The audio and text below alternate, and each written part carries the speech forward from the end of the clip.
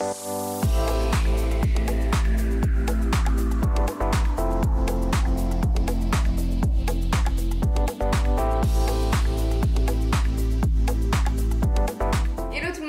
que vous allez bien. Aujourd'hui on se retrouve pour une vidéo très spéciale parce que c'est la première fois que je fais ce type de vidéo. On va commenter ensemble les looks du Met Gala. Donc le Met Gala s'est déroulé ce lundi 2 mai et vraiment il y a eu pas mal de choses qui se sont dites et c'est vrai que je trouvais ça super intéressant de vous en parler parce que pour le coup, le thème était très historique et celles et ceux qui me suivent depuis un petit moment sur ma chaîne, vous savez que j'adore l'histoire. Et là, j'ai vu beaucoup d'hors thèmes et du coup, je me suis dit que ce serait sympa de commenter les looks avec vous tout en sachant que vous ne le savez peut-être pas. Mais depuis que je suis au collège, j'adore la presse people, j'adore voir les looks des stars, etc. Et du coup, je me suis dit que ce serait logique d'en parler. Avant de commencer la vidéo, n'hésite pas à me rejoindre sur Instagram, c'est sur ce réseau que tu peux voir mes looks, que tu peux me poser des questions, que tu peux participer à mes vidéos. Et puis je trouve ça toujours sympa comme outil pour échanger, donc n'hésite pas à me rejoindre là-bas. N'hésite pas également à me rejoindre sur TikTok, je fais beaucoup de contenu inédit, je fais pas mal de vidéos et je vous donne aussi des conseils parce que parfois je fais pas de vidéos YouTube parce que ça dure pas assez longtemps et donc je vais pas vous faire des vidéos de 2 minutes, ça sert à rien. Et du coup je les fais sur TikTok, donc n'hésite pas à me rejoindre là-bas pour avoir plein d'informations complémentaires. Et tu peux bien évidemment et avec très grand plaisir me rejoindre sur YouTube, liker la vidéo, parler de la chaîne autour de toi. Voilà, un proche qui cherche un stage, une alternance, qui souhaite travailler dans le luxe, voilà, qui souhaite s'habiller, qui a des formes, etc. N'hésite pas à parler de la chaîne, ça me fera super plaisir, c'est le meilleur moyen de soutenir mon travail et en plus c'est gratuit, donc n'hésite pas. Donc pour vous parler un petit peu du Met Gala, donc chaque année Ada Wintour, donc la directrice du Vogue US, organise un gala de charité au Met.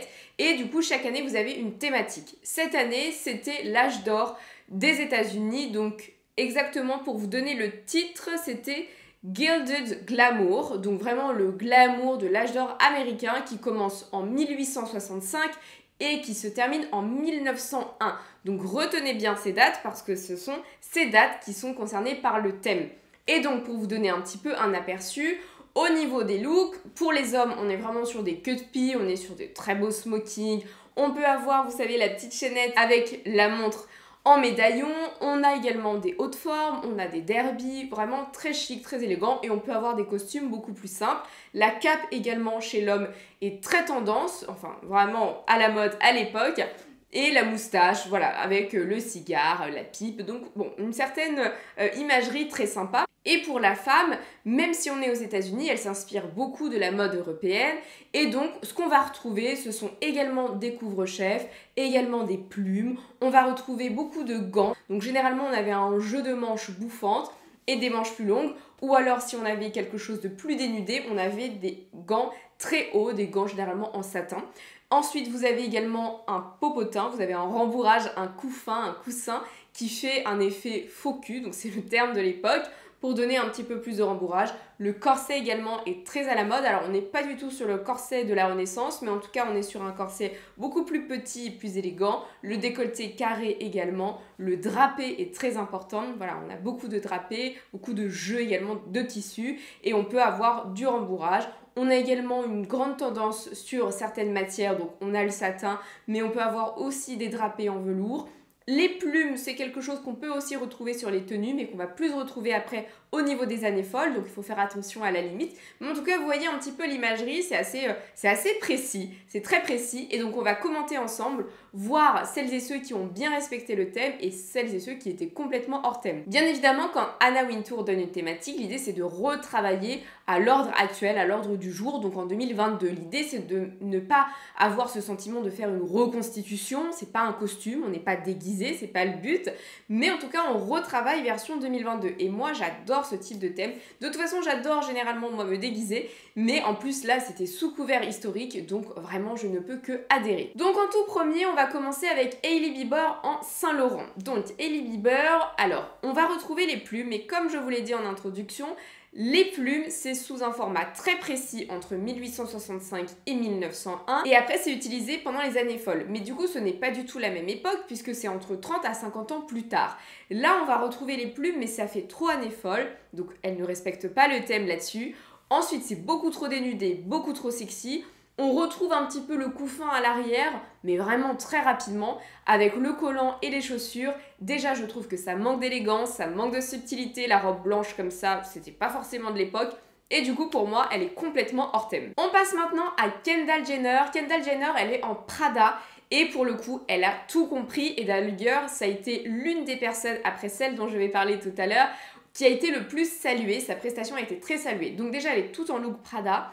Et vraiment, moi, je dis waouh. C'est-à-dire qu'elle a une robe noire dramatique qu'on pouvait aussi retrouver à l'époque, alors sur certaines classes sociales, certaines femmes et dans certaines situations, mais ça pouvait arriver, donc on retrouve ce côté extra que j'adore, on retrouve également les froufrous magnifiques, et donc elle remplace le corset qu'on pouvait avoir à l'époque et ainsi que les gants par un top en résille très sexy et elle remplit complètement le thème. Ensuite, on a Bella Hadid en Burberry. Donc Bella Hadid en Burberry, bon alors on va prendre les choses qu'on peut retrouver à cette époque-là, à savoir les perles. On pouvait avoir des perles, c'était très élégant, c'était surtout pour la noblesse de l'époque. Donc là, elle a détourné les perles en bracelet de pied, donc ok pour ce point. On retrouve le corset, alors là il est en cuir, mais on retrouve le corset, donc ok, l'ouverture carrée, le décolleté carré, ok. Et on a aussi un petit peu de dentelle. Mais là, ça fait SM, ça fait pas chic, ça fait trop cuir, ça fait aussi un petit peu veuve. Elle n'est pas du tout dans le thème, elle manque d'élégance, elle manque de raffinement, pour moi c'est zéro. Ensuite on a Blake Lively. Donc Blake Lively c'est la reine du Met Gala. Vraiment, d'ailleurs Anna Wintour l'adore, elle a été co-jury, mais vraiment elle est magnifique et à chaque fois c'est waouh. Par contre ce que je me demande, mais après dites-moi, c'est que en dehors d'être la reine du Met Gala, qu'est-ce qu'elle fait d'autre? Qu'est-ce qu'elle fait de ses journées? On la voit plus dans aucune série, plus dans aucun film. Qu'est-ce qu'elle fait? Dites-moi, moi je suis pas forcément son actualité. Mais en tout cas, concernant la robe, c'est un grand oui et c'est un waouh. Elle nous a vraiment offert un show, une prestation. On est sur une robe en 2 en 1. Donc déjà, la robe, c'est Versace. Et donc là, on retrouve tous les codes. Dans la première version de la robe, déjà, on a les gants très hauts en satiné rose magnifique. Ce rose poudré également, c'est une couleur phare de l'époque. Et on retrouve le cou fin, on retrouve l'effet faux cul. On retrouve également ce drapé, cette robe sublime, ce bustier. Mais alors, là où elle a fait extrêmement fort, c'est qu'ensuite, la robe se transforme. Elle a changé les gants pour qu'ils soient assortis au jupon de sa robe. Et quand on détache le drapé, on a un énorme jupon bleu, mais pas de n'importe quel bleu, puisqu'effectivement, c'est un clin d'œil à la Statue de la Liberté qui a été inaugurée à New York en 1886. Et donc, 1886, on est complètement dans la période 1865 à 1901. Donc vraiment, bravo à elle. Véritable show, magnifique. On passe ensuite à son mari, qui était vraiment son alter ego parfait. Donc lui, il était en total look Ralph Lauren. Mais ce que j'ai beaucoup aimé, c'est que vraiment, il était déjà dans le thème de par sa tenue. Mais en plus, au niveau des couleurs, il s'est vraiment bien assorti à sa femme parce qu'il est sur un ensemble en velours. Et comme je vous le disais aussi en introduction, le velours, c'est aussi une matière de l'époque. Donc très joli clin d'œil. Et on est en plus sur un velours côtelé marron qui va très bien avec le rose poudré, le vieux rose. Donc vraiment ce couple, déjà c'est un couple Gaule que je trouve très drôle et que j'adore suivre, mais en plus là, magnifique. On passe maintenant à Kim Kardashian. Donc Kim Kardashian, je pense que c'est l'une des célébrités qui a fait le plus parler d'elle pendant le Met Gala 2022. Pourquoi? Parce qu'elle portait la robe que portait Marilyn Monroe à l'anniversaire de John Kennedy. D'ailleurs, j'en reparlerai tout à l'heure de la relation John Kennedy et Marilyn Monroe, mais effectivement, c'était une prouesse pour Kim Kardashian de porter la robe. Déjà parce que Marilyn Monroe, c'est une icône, c'est un sex symbole, c'est une femme qui s'est fait connaître par ses courbes, par sa silhouette et aussi, bon, par ses talents d'actrice et de chanteuse. Mais avant tout, c'est un corps, c'est the body. Et finalement, Kim Kardashian, je pense qu'elle a voulu créer un lien en disant, bah voilà, finalement, je suis un petit peu the body des années 2020. 2010 également, parce qu'on l'a connue un petit peu pendant les années 2010, ça fait plus de 10 ans qu'on la connaît. Après, beaucoup n'ont pas aimé cela pour 2 choses. Déjà, elle se compare à Marilyn Monroe, les gens ont dit mais ça n'avait rien à voir, Marilyn Monroe elle a du talent, pas Kim. Et au-delà de ça, on est sur une pièce de musée, on est sur une pièce historique qui est dans un musée, qui a sa place dans un musée. Et là, finalement, alors elle porte la robe uniquement pendant le tapis rouge, après elle portait une réplique. Mais beaucoup ont dit vraiment que c'était une honte. Au-delà de ça, elle a perdu 7 kilos pour rentrer dans la robe. Mais le côté j'ai perdu 7 kilos pour rentrer dans la robe en 3 semaines, ce n'est pas totalement vrai puisque le mythique postérieur de Kim ne rentrait pas dans la robe. Il faut savoir que oui, Marilyn Monroe elle a des formes, mais elle a des formes naturelles. Kim, elle a des fesses cosmiques qui n'existent pas. Elle a un corps, elle a une silhouette qui n'existe pas, qu'elle a eu grâce à la chirurgie esthétique. Donc forcément, quand on porte une robe portée il y a quelques années Et même si la silhouette de Marilyn est plantureuse et magnifique, c'est une silhouette naturelle. Donc là, ses fesses ne rentraient pas. Du coup, elle a fait un petit nœud et c'est pour ça qu'elle porte la fourrure et qu'elle ne bouge pas parce que sinon on voit qu'elle n'arrive pas à rentrer dans la robe. Donc le côté chaud, le côté waouh, le côté historique, ok, on y est, ça a fait du buzz, elle a parlé d'elle. Mais beaucoup ont trouvé que c'était vraiment triste d'avoir ruiné cette robe qui a sa place dans un musée pour ce type de prouesse. Au-delà de ça, elle ne rentrait pas vraiment dans la robe, mais c'est surtout qu'elle est hors thème. Puisque Marilyn Monroe, c'est bien plus tard, on n'est pas du tout pendant l'âge d'or des États-Unis, donc elle est complètement hors thème, Kim Kardashian. Donc ok, bravo, t'as fait parler de toi, mais t'es pas dans le thème. On passe à sa petite sœur. D'ailleurs, je vais peut-être faire toute la famille. Donc, on va passer à sa petite sœur. Donc, Kylie Jenner. Kylie Jenner, elle est pas du tout dans le thème. D'ailleurs, c'est devenu un petit peu la risée, malheureusement, du Met Gala, parce qu'on dirait qu'elle est en robe de mariée. Elle est en robe de mariée, avec du tulle, mais elle a une casquette, quoi. Une casquette à l'envers. Donc, effectivement, elle est pas dans le thème. La silhouette, mais vraiment juste le jupon. Ok, le jupon peut faire rapidement penser à l'âge d'or, mais on n'y est pas du tout. Le seul point positif, c'est que c'est un hommage à Virgil Abloh, qui était le directeur artistique de la maison Off-White et qui malheureusement nous a quittés. Pour ce point, on ne peut que la saluer, mais malheureusement, elle est complètement hors thème. Donc c'est dommage. On passe à Khloé Kardashian. Anna Wintour lui a enfin envoyé son carton d'invitation. Pour mémoire, Anna Wintour la boudait, elle trouvait que c'était la moins connue de la famille et qu'elle n'était pas connue et qu'elle ne méritait pas sa place. Je pense que Kris Jenner ou même Kim Kardashian n'y sont pas pour rien. Mais en tout cas, même si elle a eu son carton d'invitation, elle était complètement hors thème. Ok, on a les gants, on a un petit peu la petite soirée, mais la robe, ça va pas, c'est Anne folle, donc elle est complètement hors thème. On passe ensuite à Kourtney Kardashian avec son nouveau chéri, c'est cata. C'est complètement cata, il n'y a rien qui va, c'est pas du tout dans le thème, c'est pas du tout dans quel thème, parce que beaucoup de personnes ont confondu et se sont aussi inspirées des Années folles, mais là, c'est déstructuré, c'est tailoring. Il n'y a rien qui va. Alors moi, Kourtney, je la soutiens parce que elle a parlé qu'elle faisait un traitement hormonal parce qu'elle voulait avoir un enfant avec son nouveau chéri et qu'elle n'y arrivait pas. Et que son traitement hormonal fait qu'elle a pris énormément de poids. Et je sais qu'elle disait dans la télé-réalité de sa famille qu'elle avait beaucoup de mal à s'habiller. Alors pour ce point, je ne peux que la comprendre parce que moi je sais ce que c'est aussi de prendre énormément de poids et de ne plus savoir comment s'habiller avec ses silhouettes. Donc par rapport à ça, je ne peux que la soutenir. Mais là, au-delà de ça, par rapport au thème, c'est cata quoi. Ça va pas du tout. Et donc, comme je le disais, Kim Kardashian, elle était en Marilyn Monroe et on va passer à sa mère. Donc, Kris Jenner, elle a une robe jaune, elle a des gants blancs, mais elle a une robe jaune asymétrique. Et normalement, si on fait un petit peu de recherche, eh bien cette robe s'inspire, je trouve, énormément de la robe de Jackie Kennedy qu'elle portait lors de l'investiture de son mari, donc le président John Kennedy. Et c'est vrai que finalement, quand on met les deux robes à côté, asymétrique, jaune, la coiffure également, puisque Jackie Kennedy avait son célèbre carré, je trouve ça extrêmement ressemblant, mais je trouve ça surtout très déroutant parce que Marilyn Monroe serait la prétendue maîtresse du président John Kennedy et Kris Jenner étant sa femme. Donc c'est très bizarre et c'est ce que je disais, c'est que bon déjà c'est pas du tout la même époque donc on n'est pas du tout dans le thème, mais ça fait un petit peu carnaval déguisé et c'est dommage parce qu'encore une fois le Met Gala c'est de montrer vraiment ses prouesses fashion et pas un déguisement. On continue cette fois-ci avec Gigi Hadid. Donc Gigi elle est en Versace, en même temps elle est égérie de la marque et c'est vrai que les critiques mode ont beaucoup dit que sa tenue était géniale. Alors sa tenue si on la décortique un petit peu, on peut voir les inspirations, à savoir le corset, à savoir le côté très drama de la robe, enfin de la doudoune, la coupe et effectivement les manches, ça peut faire penser de loin si je plisse les yeux. Moi je trouve pas qu'elle soit spécialement dans le thème et c'est surtout que le côté bonhomme Michelin je n'aime pas du tout. Je n'aime pas l'effet doudoune et je n'aime pas l'effet vinyle. Pour moi ça manque d'élégance et je trouve effectivement que voilà, tout le monde n'est pas Blake Lively qui veut. En tout cas, je ne peux pas ne pas parler d'Emma Chamberlain. Donc déjà, sur TikTok, elle fait vraiment un succès parce que voilà, il y a un mème sur elle. Au-delà de ça, elle interviewait les célébrités et c'est à la base une youtubeuse. Et d'ailleurs, j'ai adoré quand elle a interviewé notre Lena Situation. J'en parlerai à la fin parce que du coup, elle disait que bah voilà, toutes les deux, elles étaient créatrices de contenu, quelle chance. En tout cas, au niveau de sa tenue, elle était en Louis Vuitton et ses bijoux étaient Cartier, de la maison Cartier, et sa tenue, elle est dans le thème.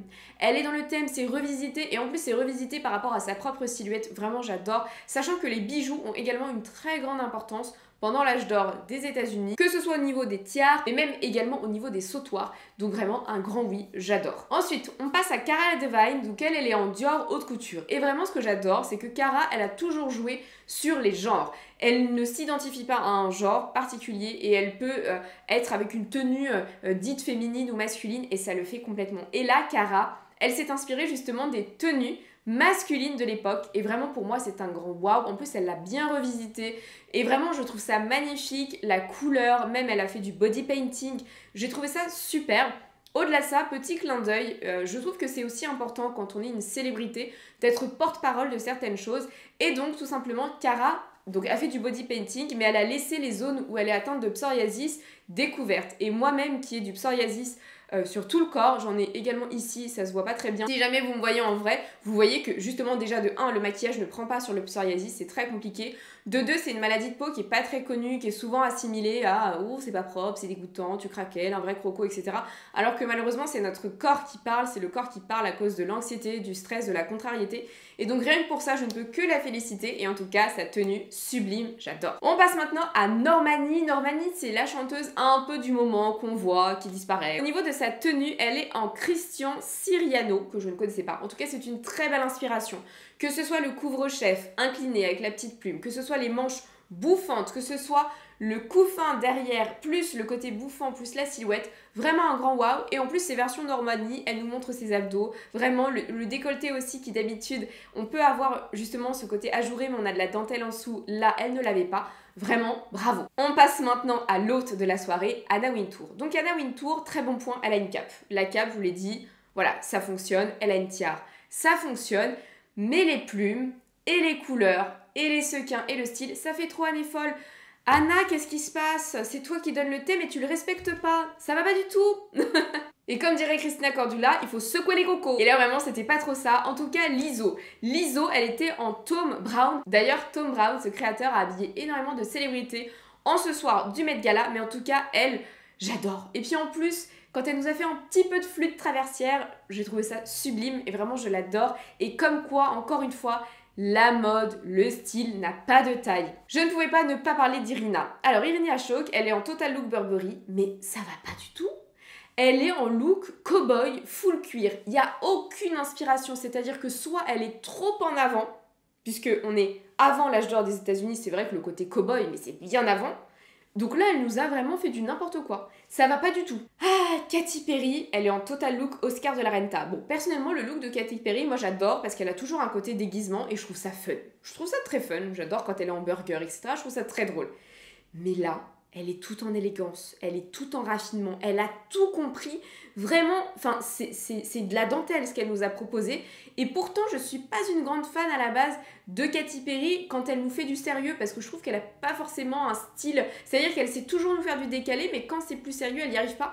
Mais là, waouh quoi, vraiment magnifique. Ensuite, on passe aux hommes. Russell Westbrook, pareil, il est en Thom Browne, c'est ce que je vous disais, il a habillé tout le monde.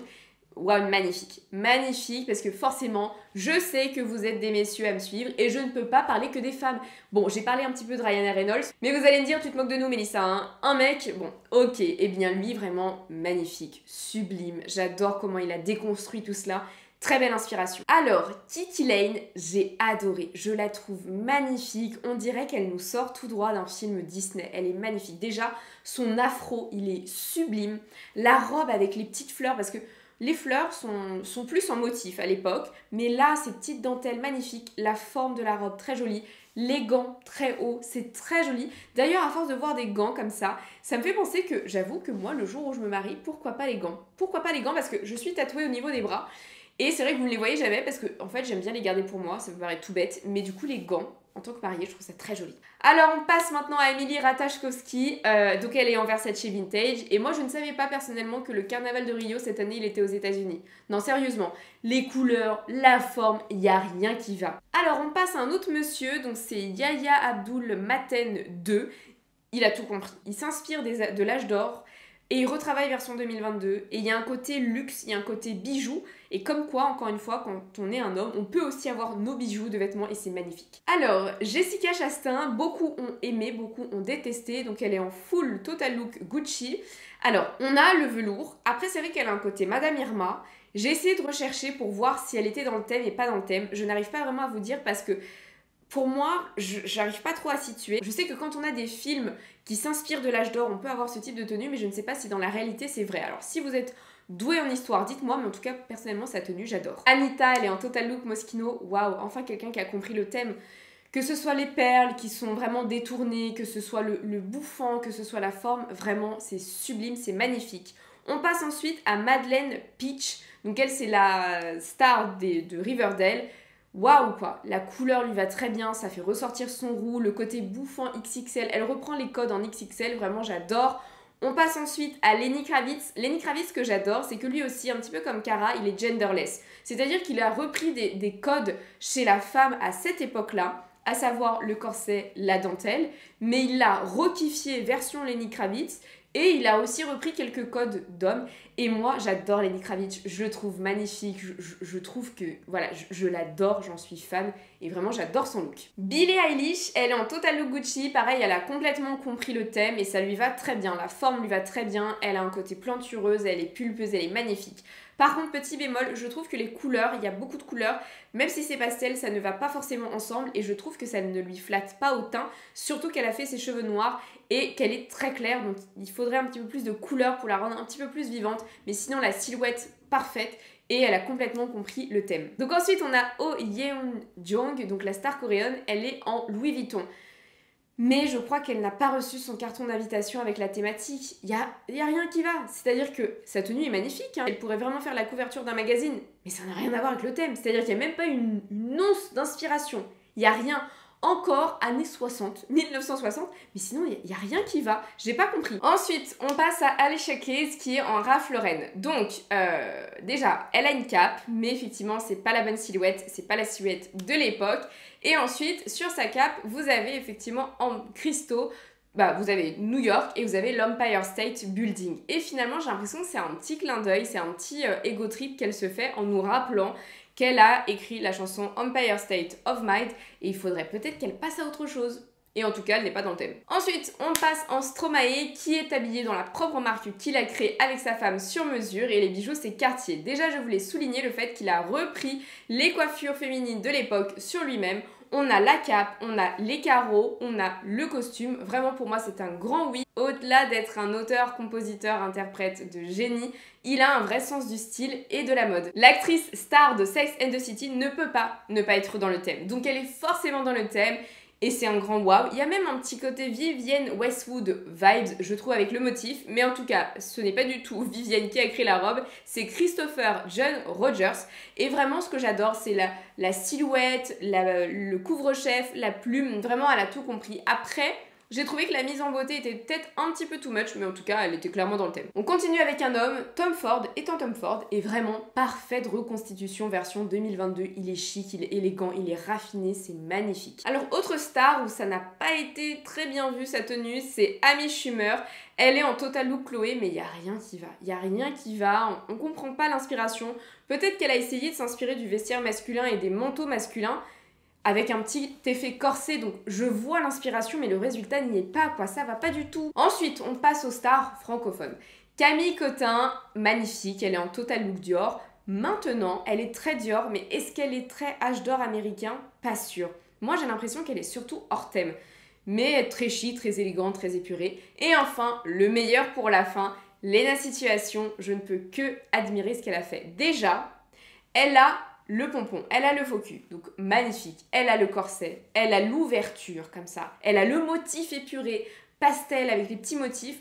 On retrouve sa patte à elle parce que elle aime justement le côté très court d'habitude. Et là, en fait, elle a le jupon et face à nous, elle a un short. Donc ça fait combi short avec le petit jupon très joli. Elle a les lunettes d'opéra, on adore. La coiffure, c'est complètement la coiffure de l'époque.